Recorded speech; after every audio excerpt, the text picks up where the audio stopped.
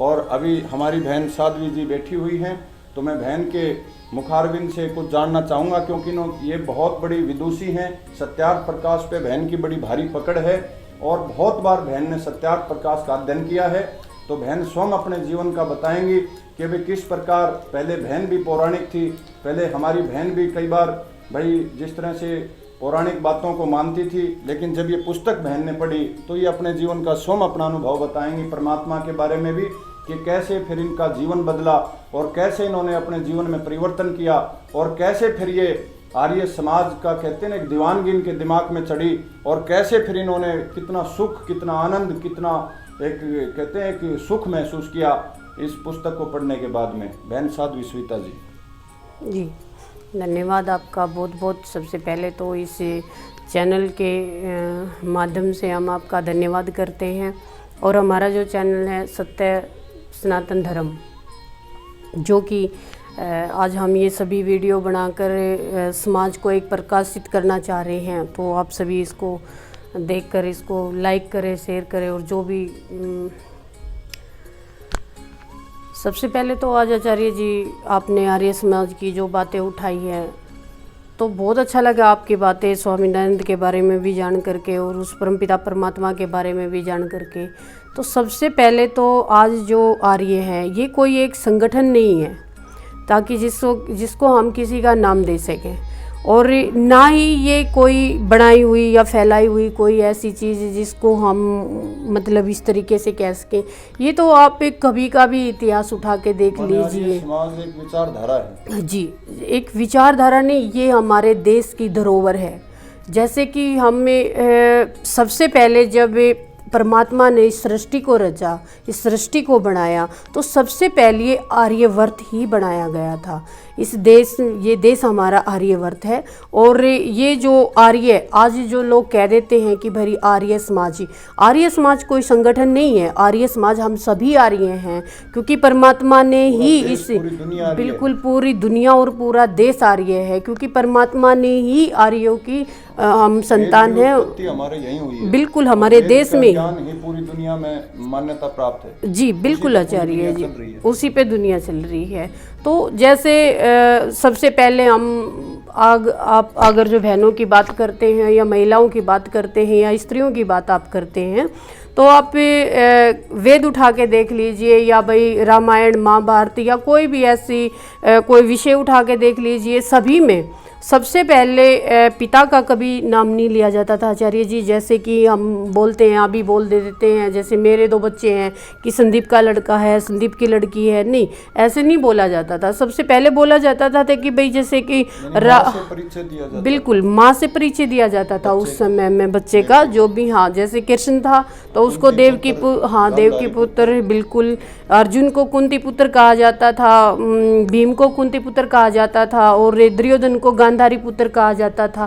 तो मतलब ये उस समय में महिलाओं का बहुत बड़ा सम्मान था, बहुत बड़ा सम्मान था, बिल्कुल प्रभाव था। जी जी बिल्कुल, वेद का जो प्रभाव हाँ, जब हमारे ऊपर आर्यतव का प्रभाव था तब भी। और जो माताएं, जी बिल्कुल, जो माताएं थी वो कभी भी किसी भी या अपने पुत्र को या अपने पति को वो कभी भी ऐसे नहीं कहती थी कि भाई फलाना का पापा या दगड़े का, वो हमेशा यही कहती थी कि भाई आर्य पुत्र आ चुके हैं, भाई आर्य पुत्र आएंगे, आर्य पुत्र को ये बोलो ये बोलो। क्यों का मतलब ये है कि हमारी पहचान आर्य से थी। बिल्कुल हमारी पहचान आर्य से है। आज आर्य माने श्रेष्ठ, बिल्कुल एक्सप्लेन है आर्य का जो उत्तर हम देते हैं, तो शब्द का अर्थ होता है श्रेष्ठ जी, जो सबसे बड़ा होता है, जो सबसे बड़ा ज्ञानी होता है, बिल्कुल पढ़ा लिखा, बिल्कुल हाँ।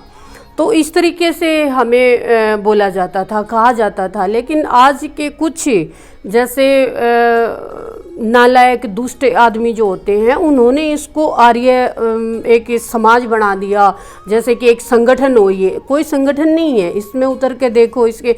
और जो आर्य लोग थे जैसे कि महाभारत के समय में थे, और महाभारत का जो युद्ध हुआ है, उन्होंने एक वो समय एक ऐसा था हमारे देश के लिए कि उस युद्ध के बाद हमारे जो देश का पतन होना शुरू हुआ है, वो महाभारत युद्ध के बाद हुआ हुआ है जी। और उसी के बाद ये मूर्ति पूजा, ये जैन धर्म जो आया है, बौद्ध धर्म जो आया है, ये सारा महाभारत के बाद में। रोकूंगा आपको एक मिनट के लिए। मैं जी। ये जानना चाहूंगा आपसे कि आज जो पाखंडी जो आडंबर फैला रहे हैं, अंधविश्वास फैला रहे हैं, कभी हनुमान के नाम से, कभी काली माई के नाम से, कभी किसी देवी भैया के नाम से, कभी किसी के नाम से, कि भाई मैं गंडा डोरी करूंगा, मैं झाड़ा लगाऊंगा, मैं तबीज बांधूंगा, मैं झाड़ फूंक करूंगा, जो ऐसे अज्ञानी अंधविश्वासी लोग आज समाज को दोनों हाथों से ठग रहे हैं जी। और वो केवल धन को ही नहीं बल्कि हमारे मान मर्यादा को भी लूट रहे हैं। तो ऐसे पाखंडियों से हम कैसे बच सकते हैं, उनसे कैसे बचाओ?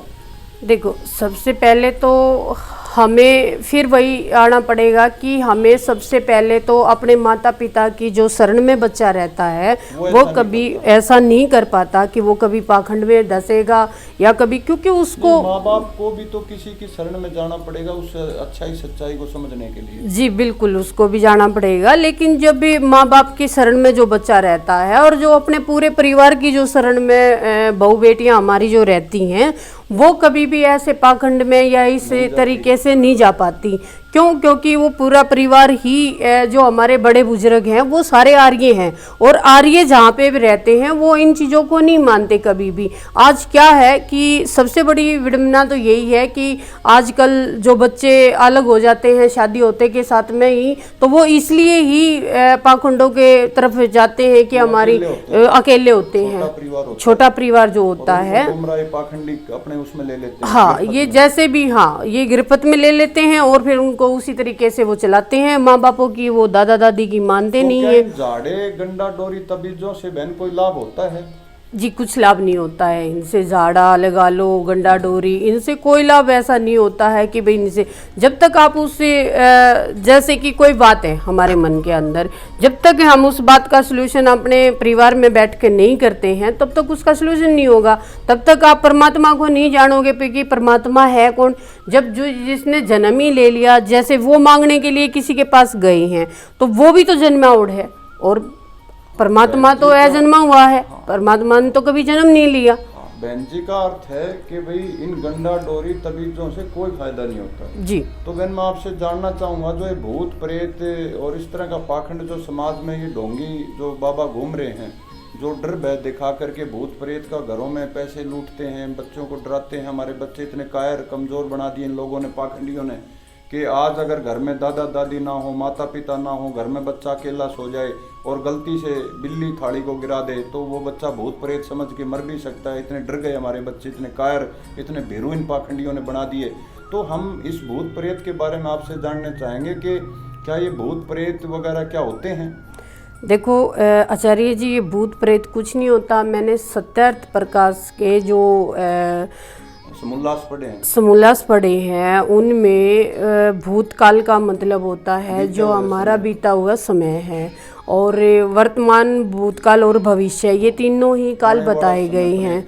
जी बिल्कुल, तो ये तीनों काल ही ऐसे बताए गए हैं जैसे भूतकाल जो बीत गया समय उसको भूत बना लिया लोगों ने।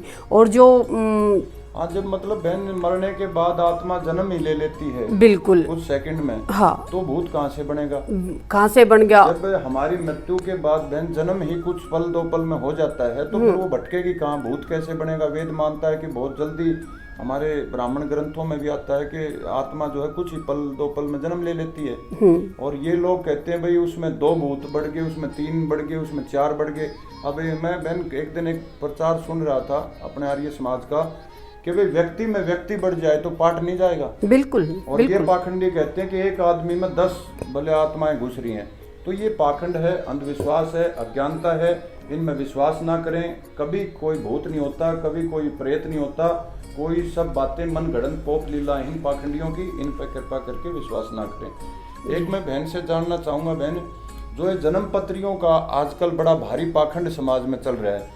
ये पाखंडी कोई हाथ देख के कुछ देख के बताता है, कोई माथे की रेखा देख के बताते हैं, कोई जन्म पत्रा ले रहे हैं। क्या इनको आगे पीछे का ज्ञान होता है कि भूत भविष्यत का? भाई कोई इस तरह का ये कहते हैं कि हम 6 महीने आगे की बता दें, कोई कहता है मैं 6 महीने पीछे की बता दूं, कोई कहता है कि मैं बहुत सालों आगे तक का बता दूं। तो ये इन पाखंडियों ने जो पाखंड अंधविश्वास चला रखा है, हमारे नौजवानों को गुमराह कर रखा है, पढ़े लिखे लोगों को गुमराह कर रखा है, लोगों को डरा रखा है, लोग खुल के काम नहीं कर रहे इन पाखंडी अंधविश्वासियों की वजह से। तो आप इसको क्या मानते हैं कि क्या ये सत्य है?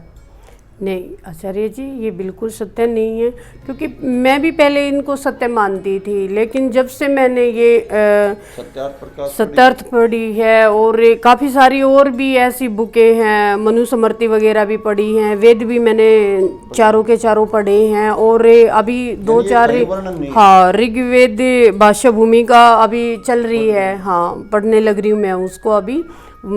तो वहाँ कोई वर्णन आता है इनका? ऐसा कोई वर्णन नहीं है इसमें इसका कि भाई जन्म पत्रिका, हाँ स्त्रीक रेखा देखना, इसका ऐसा कोई उसमें नहीं लिख रखा, बिल्कुल लिख नहीं रखा उसमें। वैदिक संस्कृति में ये नहीं है, नहीं है बिल्कुल, हमारी वैदिक संस्कृति में ऐसा कुछ नहीं है। ने पोप लीला अपने पास से चला रखी है। बिल्कुल, ये जैसे इन्होंने अपने ये पुराण बना रखे हैं, जैसे गरुड़ पुराण, भारत पुराण, विष्णु पुराण, भागवत पुराण, इन चीजों में इन्होंने ये सारी भर रखी है, लिख रखी हैं, और यही चीजें ज्यादातर ये पढ़ाते हैं कि हम भूत भविष्य की बताते हैं, ऐसे इसमें आप क्या मानते हैं? नहीं, आप एक बात बताओ ना, उस परमात्मा के अलावा हम आगे की बता कैसे सकते हैं? जो आदमी 3 दिन भी बहुत दूर की बात है आचार्य जी, अगर जो हमें बिल्कुल 1 दिन पहले का और 3 घंटे पहले जो हमने खाना खाया है, या हम कहीं गए हैं, या हमने क्या काम किया है, वही याद नहीं रहता है, तो हमें भविष्य की कहाँ पता चलेगी कि भाई आगे होने वाला क्या है?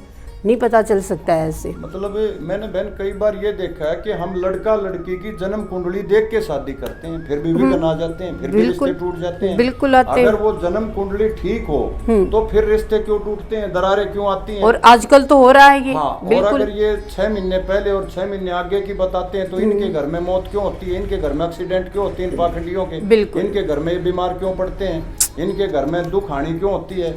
और आजकल तो आचार्य जी बल्कि जितने भी ज़्यादातर ये सारी चीज़ें करके रेखाएं देख के वो सभी की जन्म कुंडलियां मिलवा के जितने भी ये ढोंग और जितने भी ये प्रचार कर रखे हैं, उतने ही हमारे रिश्ते कमज़ोर हो रहे हैं। बिल्कुल हमारे रिश्ते कमज़ोर हो रहे हैं, क्योंकि हमारी बेटियां, जैसे कि बहुत सारी बेटियां ऐसी हैं, जैसे कि मैं यहाँ रहती हूँ तो मेरे पास भी काफ़ी सारी बेटियाँ आती है, उनकी शादी हुए 8 दिन भी नहीं होते, 10 दिन भी नहीं होते, उससे पहले उनको डिवोर्स का मतलब मामला आ जाता है सामने कि भाई हाँ ये डिवोर्स करेंगे, ऐसा करेंगे, वैसा करेंगे, भाई वो लेके नहीं जा रहा, ये नहीं कर रहा, वो ऐसे नहीं कर रही। तो ये सारी चीज़ें ज़्यादातर तो हमारी इन्हीं बातों के उससे हो रही हैं। अभी बहन ने जैसे आपके सामने बताया कि ये सब पाखंड है, अंधविश्वास है, कोई जन्म कुंडली नहीं होती, कोई हस्तरेखा, इस तरह का कुछ नहीं है। ये इन पोप लीला एक बना रखी है, लूटने खाने का एक धंधा, एक व्यवसाय इन ठगों ने चला रखा है। तो इससे कृपा करके सावधान रहें,